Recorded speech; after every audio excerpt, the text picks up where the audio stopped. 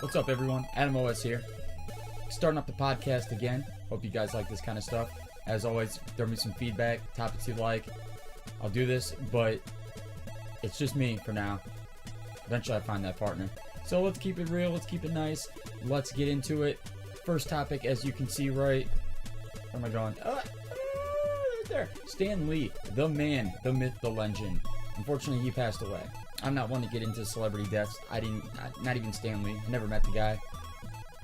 It doesn't really affect my life too much, but the fact is, he did so much for my life that it's one of those deaths that, like, it's not going to change me, but it still hurts. Like, the nostalgia, the feels, you know? Like, the dude that created, like, my favorite thing in the world growing up. I used to love comics. Like, when I first got into them, I was into, like, Doctor Strange, like, the old school. So I have a few of them still right here.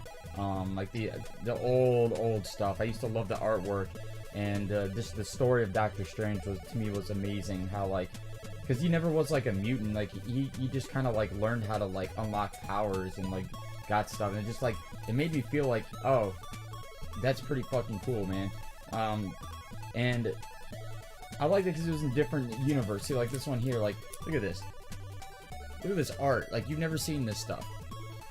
Like, it was just amazing. And it blew my mind as a kid because DC to me was boring. Not that it is now. I've grown to like DC more as an adult, but as a kid it was boring because it was like no one had like real superpowers. I mean, they did, but like as a kid you're like, I can see that happening to me. You know, like like Batman, he's just a rich dude with a bunch of shit. He's not really like a superhero.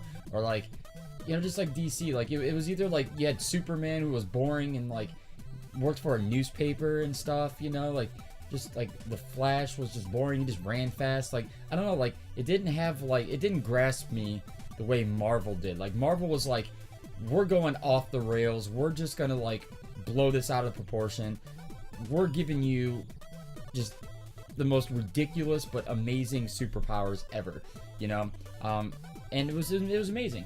And that's when I met the love of my life, Mr. Wolverine. Now, Wolverine was my absolute favorite. I was the biggest X-Men fan you could possibly meet. I mean, to this day, I still have like bobbleheads, and I wear stupid ass masks of Wolverine. Like, I absolutely fucking love Wolverine, and I love the X-Men. And that's when like my comic book love started. You know, like I knew about DC, and then Marvel came in. I saw the TV show because my parents couldn't afford comic books until later. But like I saw the Marvel animated series of X-Men in the 90s, and it blew my goddamn mind. And I was like, dude, this is what I've been waiting for. Like, guys shooting lasers out of his eyes. So a girl who can fly and has strength and steals powers. You know, dude that like can make just ice whenever he wants. I'm like, this. Like, he looks like a sheet of ice. It wasn't just like a human being who had some like gadgets and some like just an outfit or something.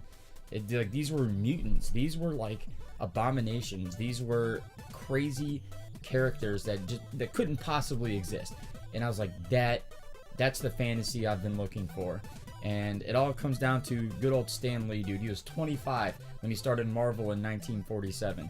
25 years old. Think about that. 25. And you just completely changed the world of fantasy in comic books and superheroes. I mean, like, it changed. It finally rivaled DC Comics because it was better. It was just better. Now, I know there's gonna be those DC fans who are like, oh, DC's better. Okay, no. Maybe now, I don't know, like, they're pretty good now. Like, DC is catching up. I love Marvel. I love DC now too, but back in the day, Marvel killed it, dude. It's like you had these like adult DC comics that no one really cared about, and like, you know, like when I say care about, I meant like people my age at the time, you know, like 10 to 15. But then you get Marvel, like people are like, oh, I want to know what this does. I want to know what they can do. Like, it was just like you were excited to see the new superpower that like couldn't possibly exist, like now existing in this character, you know. Like you had like you know, Colossus can just turn into, you know, steel. Like, that was fucking awesome. You know, it's something that just, it couldn't happen to you. There's no way it could happen to you. And that's what made it really cool. So it changed my life. It really did. I got into, like I said, I couldn't really get comics too much until I was, you know, working myself. When I turned like 16, I got a job, and I started buying comics and reading them, and it changed me, man. It made me like I swear to God, it like took me from like skater punk to nerd. A lot of people that know me from before, I used to skateboard, listen to punk rock, I dyed my hair, I was real into that, and then like all of a sudden like science and Marvel hit my life and just boom, created this, you know, mess of shit that now stands before you, or sits. Yeah, alright. So yeah, Stan Lee, amazing dude. Like, and the coolest thing about Stan Lee is he never broke character, you know, like he just was always Stan Lee. Like, he never let the fame get to his head. He never, like, did anything stupid. He never did anything controversial. He never did anything dramatic. Like, it was just Stan fucking Lee being Stan fucking Lee, dude. And it was awesome. Like, he was in all the Marvel movies. He made cameos. He just was always a cool person. If you ask anyone who ever met Stan Lee, they'll say, dude, Stan Lee is just, like, the most awesome dude that you'll meet. You know, like, he just was a genuine, cool dude. And you don't get that, like, because you gotta imagine from 25 until what, he was like 90 something, dude. Like, he just never let it get to him. Like, you see these child stars now, not even child, just even like in their 20s, they get famous and they let it go to their heads. They cause drama online, all this other shit. Stan Lee never did that. He was just a solid fucking dude, and one of the best people that ever lived on this planet, for sure. Stan Lee, rest in peace, my man. We all love you. I love you. I'm glad you did what you did. It changed my life, and it's fucking awesome. All right, so topic number 2. Should someone have to beat a game to review it? This is a age-long question that's been going on since the beginning of reviews, and I myself have gotten into some back and forths with certain other people on YouTube about this, where, you know, they'll play like the first level of a game and then they'll go, this game sucks, or like, this game is sweet. I'm like, how do you know? Like, how do you know? Like, you can't just put in 10 minutes of work and know the game. I mean, there's just so many things, like there's so many games that have mechanics that are added later, you know, or like just the beginning is just storyline based, so you get that feel instead of the actual gameplay. So, like, there's just so many factors involved in games changing as you progress. So to get a full idea of the game, you need to have the full game. And I know, like, new games that come out now, like Call of Duties and shit, they're all the same. They're all the first or third person shooters. Shoot people in the head, move on, checkpoint, checkpoint, checkpoint. So I think maybe, like, with the new gen games, you can kind of get away with it. Like, you can play like the first like 20 minutes and like see how the style is, see how the control is, because these new games have no vision, no anything. I think they're just boring cookie cutter games that just, they pop out one after another, like, oh, this works, let's make another one. Oh, this works, let's make another one. So, like, you can go, oh, well, this game is just like a blah blah blah blah, you know, fill in the blanks, boom, you're done. There's just, I don't know, there's just nothing worth mentioning in newer games. So, like, maybe those you can get away with, but like when it comes to retro games, like that shit back there, you have to play through the whole game, or at least through a solid chunk of it, because back then difficulty and length of gameplay was measured by, like, just the difficulty of the platforming, or like the grind heavy sections, or puzzle solving. You know, there was factors involved that prolonged the game length and changed, that made those games different. Like, you couldn't throw everything at them at the same time. Like, you get these new Call of Duty games, the only thing that changes every level is maybe what gun you have. You know, like, oh, you start with a pistol, oh, now I have this. The gameplay is the exact same. You hide here, you shoot this guy, you run there, checkpoint, repeat process. So there's not much changing. But like, you think of like games, just like even like Mega Man, where it's kind of the same shit, but it's different. Like, you get different weapons to do different things in those levels. Different weapons defeat different bosses. You get to the Wily where you have to use the different weapons, blah blah blah. Like, there's a progression. You know, there's an actual progression to the games. So if you don't get far enough into the game, you might not understand that progression that's existing, because you just don't have enough to like see the pattern of progression, and B, you don't even know that it exists. Like, some games, will start like Mario.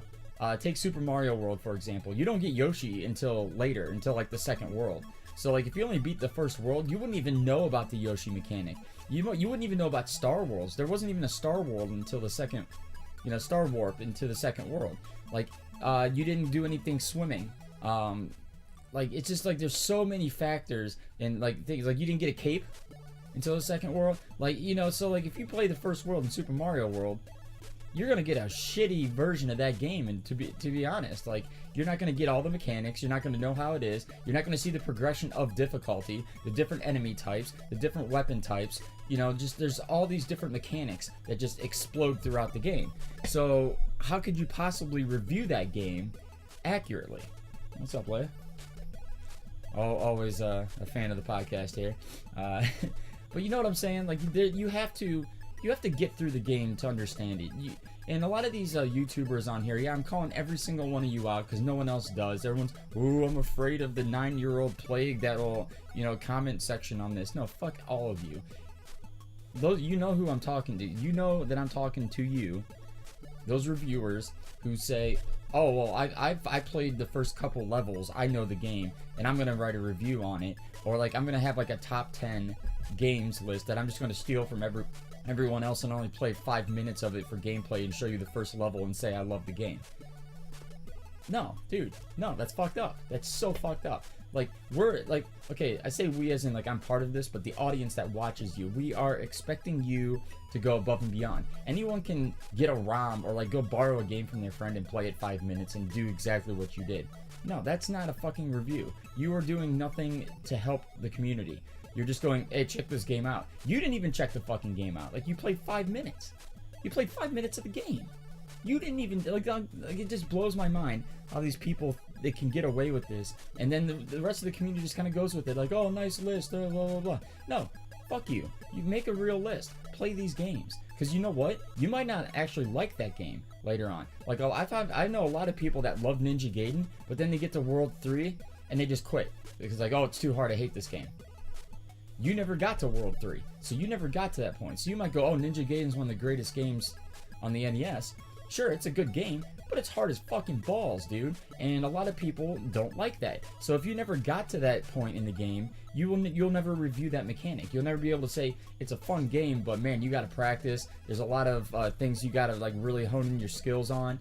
Like this is not for the casual player. This is a hard game. And see how that review more accurately describes the game. Like someone who's never played the game, if you only show them the first couple levels, they're like, oh, I can do this. This isn't too bad. This looks all right. Then by the third, fourth level, they're just destroyed. What, cat? Jeez. Leia's going crazy. So you have to, in my opinion, you have to get through the bulk of the game. You might not have to beat it. I would say beat it. To get even like a sense of how the game evolved or progressed or ended. Like a lot of times the ending's the best part. You want to see how the story of it ends. You want to see how the progression led to like the final boss character. You want that sense of accomplishment when you beat it. Like all these things change opinions. They change how you perceive what you've done to that point. Kind of like when you're eating a sucker, you look and you get to the center and it's a Tootsie Roll or it's gum. Well, that might change the entire outlook of the sucker. Like, yeah, you had this like candy coating and it was good, but then you got to the middle and it might have sucked, or it might have been the best part of it. And you're like, wow, this is totally worth both. You get good, you get two good things. But like, if you never got to the center, then you'd just be like, yeah, it's just a candy sucker. It's not that great. You're not fully like, grasping every aspect of the game unless you play through it. I'm not gonna call out people individually, but I've had some back and forths with people on YouTube about this, where I say, you played 5 minutes of the game, how do you know? And, you get all this backlash, like, who the fuck are you, blah, blah, blah. I'm like, I'm someone who's played through the whole game. Like, come at me, And if you want to come at me about it here, let's go. Because I'm not changing my opinion. Because you have to do it. Like, no, screw you. It's kind of like, it's like if you went to McDonald's and you just looked at the menu and go, that looks good, I'm going to tell everyone it's good. No, eat the whole goddamn meal. Fries, drink, everything. You gotta finish it to complete it. Alright, so. can't point to it. My Netflix pick of the week. This is going to be my new thing. I'm going to have 2 topics, and then I'm going to pick what I'm watching on Netflix or something I absolutely love. And this one is Gotham. Obviously, we're talking about Stan Lee. We've talked about DC, so I got to throw Gotham in there. They got 4 seasons up right now. It is by far the best representation of the DC universe I have ever seen. Hands down. There's been a lot of them. You know, you had like the Flash. You know, you had well, not Flash, but like all those other like DC ones. What are those DC shows? I forget, like Supergirl and, you know, all those like CW DC shows, whatever. No, they're not good. You got these like dumb actors and actresses who want to be famous because they look good, but they just don't have the skills of acting. The writers don't accurately portray the character. They just come up with drama and somehow fit it into the universe instead of vice versa, having the universe and fit the drama into it. Gotham is absolutely perfect in all regards. The actors and actresses in there are A+. They nail the parts, they nail the roles, they really make you feel like that is them. Like, you forget that they're another human being. You like, that is dude. Like, the guy who plays the Riddler, I fucking love that dude. Like, he nails that shit, you know. The back and forth between Batman and Catwoman, you know, Bruce Lee, Master Bruce and Selena, perfect. Like, they both kids, even the kids are just amazing at what they do. Like, they're just like the best actors and actresses for those parts. The writing is freaking amazing. Like, obviously it's a drama, so you're gonna have those like cheesy moments, you know. You're gonna have those like, oh, I called this from the beginning, but you're supposed to be that way. That's good writing. They don't want you to be completely baffled every second, or you can't get into it. You want to be able to call it and you're like, yeah, I got it. See, the dopamine kicks in. That's what I'm saying. Perfect writing, perfect casting. The graphics, I don't know what you want to call them, but like the CG and the graphics, absolutely superb. You forget that like what you're looking at isn't real, you know. The costuming is awesome, you know. Like, you can tell that they're going back to what's called practical effects. For those who don't know, practical effects are like something that isn't computer generated. Like, you can actually have like a firework go off to show an explosion, or you actually light something on fire, you know. That's a practical effect, and they do a lot of that. Like, they have like a girl with a flamethrower who like shoots flame. They have you know, the costuming, like, you can see the things on the costume are actually moving or like doing something. It's not just CG. So the costuming is on point too. The storyline is just fantastic. Like, just when you think like they've come up with everything, they come back with something else. Like, I don't want to do any spoilers or anything, but like, each character goes through this up and down roller coaster, and you really start to feel for each individual one. Like, you hear all these storylines all at the same time, but like, you never feel like you're forgetting about someone or you're bombarded with too much information. Like, the writing is just spot on. So Gotham, I think they're on season 5 in real life. I say in real life because I don't know what channel it's on, but like on Netflix it has the first 4 seasons. Have to watch it, man. If you're a DC fan, if you're a comic book fan, if you're a Marvel Stan Lee fan, if you just like people kicking ass with a little drama, Gotham is where it's at.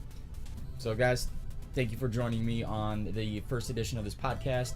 I'm not feeling too good.